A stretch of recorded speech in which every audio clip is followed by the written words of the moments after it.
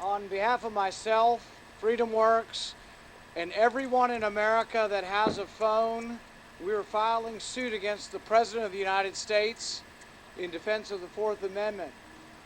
We will ask the question in court whether a single warrant can apply to the records of every American phone user all of the time, without limits, without individualization.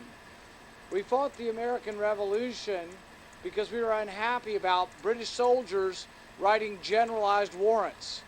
We wrote the Fourth Amendment to be specific to the person, to the place, and to the items.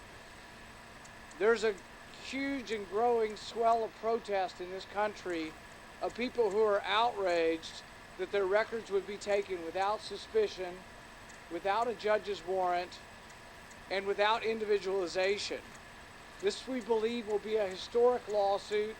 We think it may well be the largest class action lawsuit ever filed on behalf of the Bill of Rights. We've had 386,026 people show an interest in having their records protected. We believe that this lawsuit could conceivably represent hundreds of millions of people who have phone lines in this country or cell phones. We think this is an important first step.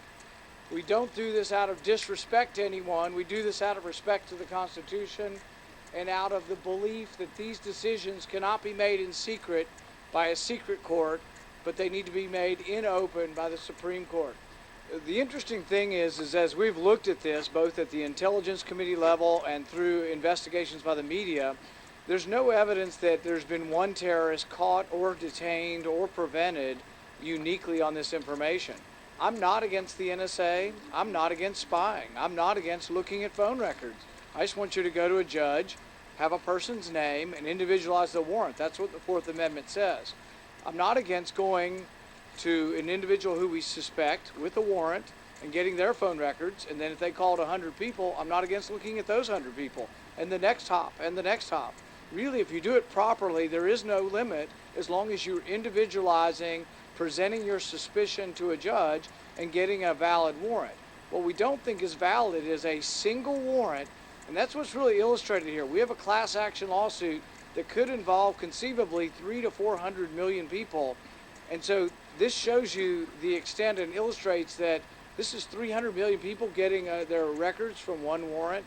This is something that, because of the advance of technology and because so much of our personal lives are now digitalized and online, we need to have a discussion in open at the Supreme Court about whether or not the Fourth Amendment does protect any of our records, and I think it should.